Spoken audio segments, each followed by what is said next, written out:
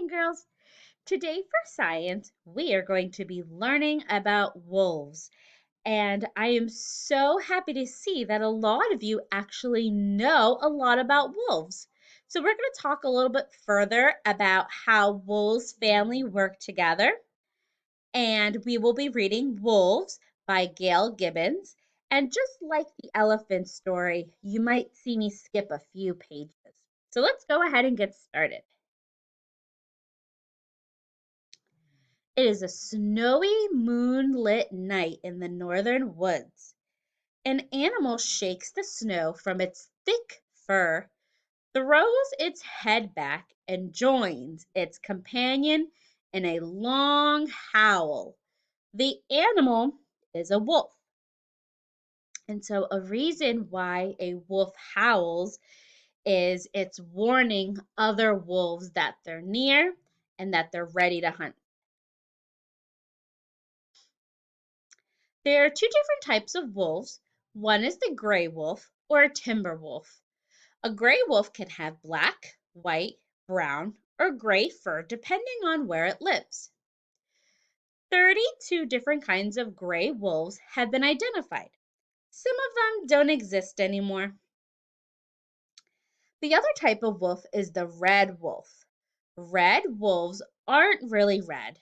Instead, they are the combination of black, gray, and reddish brown. They are smaller and more slender than gray wolves. Only one of the three original different kinds of red wolves exists today. Very few of them live in the wild.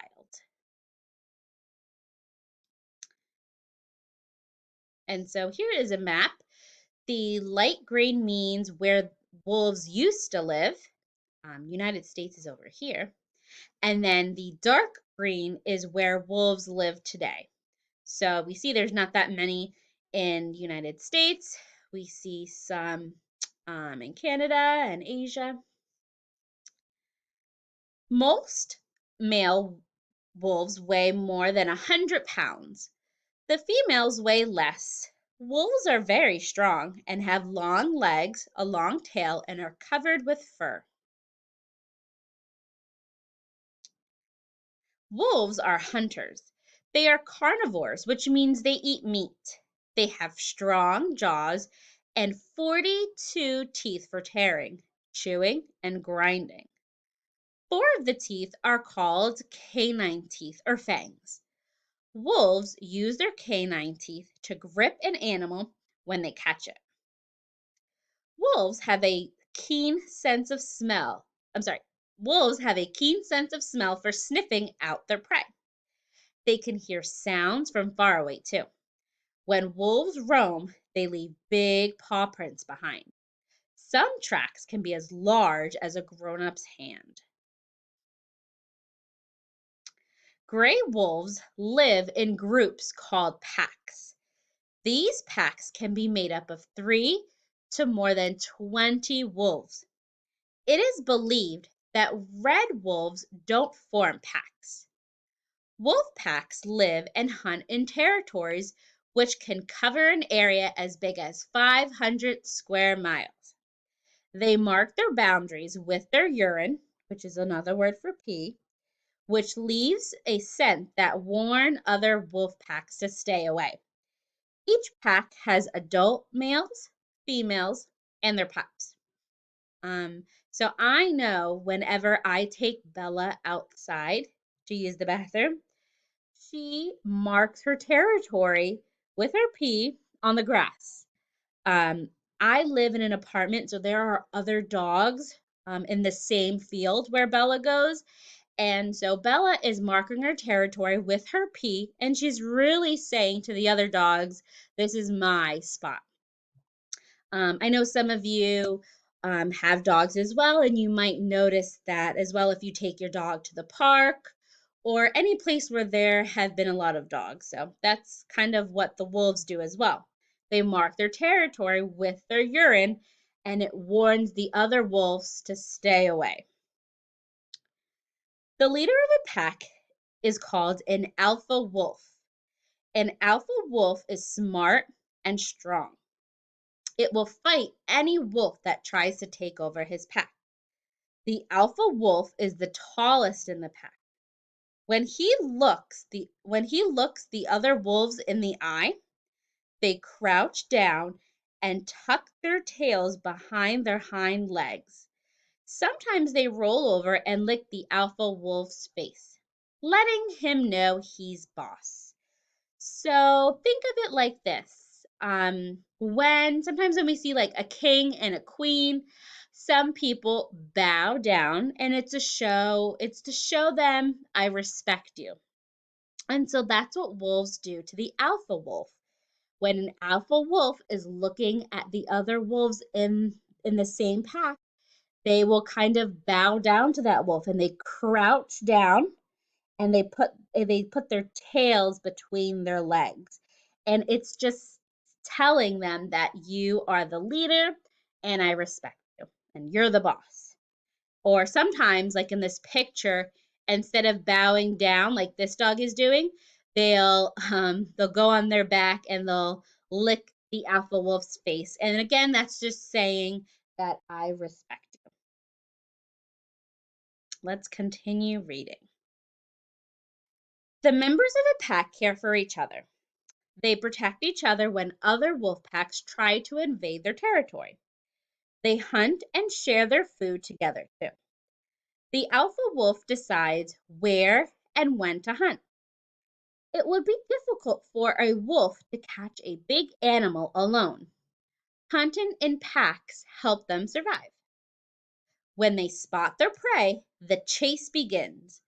Wolves' legs are built for speed and running long distances. Often an animal outruns them. Other times the prey tires and slows down. The pack fans out in a circle around the animal. Then one wolf charges and attacks the animal. It hangs on tightly, others attack. So when they get their prey, they surround it. They surround the prey and they each take turns attacking their prey. And that's how they get their food. Soon the fight is over. The hungry wolves can eat. Wolves hunt many different kinds of animals like moose, deer, and caribou. They also hunt smaller animals such as rabbits, beavers, and small rodents. Wolves make different sounds to talk to each other. They whimper when they are excited or restless. A snarl means the wolf is being threatened. A short woof is a warning, and a bark means danger is near. Wolves howl too. The sound is eerie and sometimes seems sad. They howl to tell other packs to stay out of their territory. Often it is the way they stay in touch with others in their pack when they are separated. Sometimes they howl before a hunt. Wolves communicate in other ways too. They show their teeth when they are angry. When a wolf is scared, its ears go flat against its head. A wagging tail means the wolf is happy. If just the tip of the tail wags, it could be ready to attack.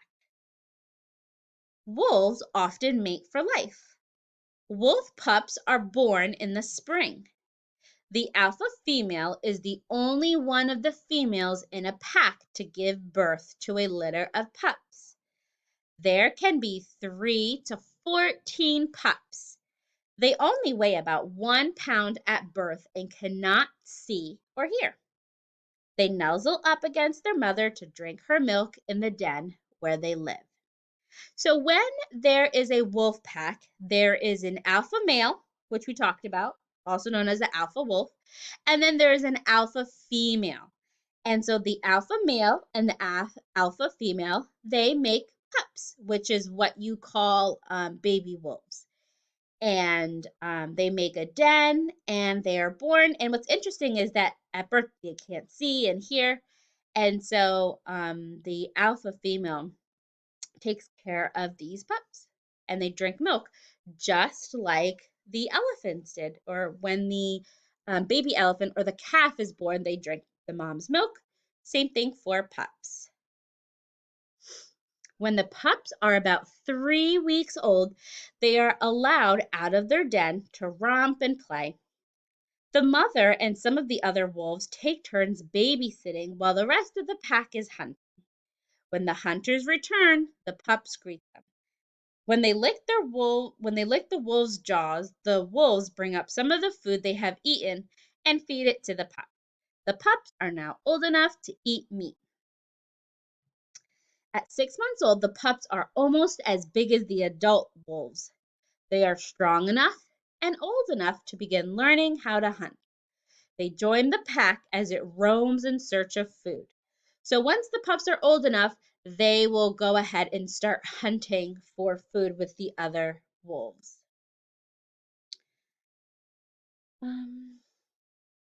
When wolves hunt, often the animals they kill are weak and sickly. The healthy and stronger animals survive. Wolves are not cruel, they are just very efficient hunters. All right. So, I just want to make sure I don't want to miss anything. And here are just more facts about wolves. So, we learned a lot about wolf packs. And we know that wolves always stick together. And we have an alpha male and an alpha female. And they hunt together. And they pretty much work as a family to survive. And so now here comes the fun part. Just like the elephants, you are going to become a wolf. So now go ahead and read the directions on the Google Doc, and then you're going to record yourself using Flipgrid. I cannot wait to see your videos, first graders. Have fun.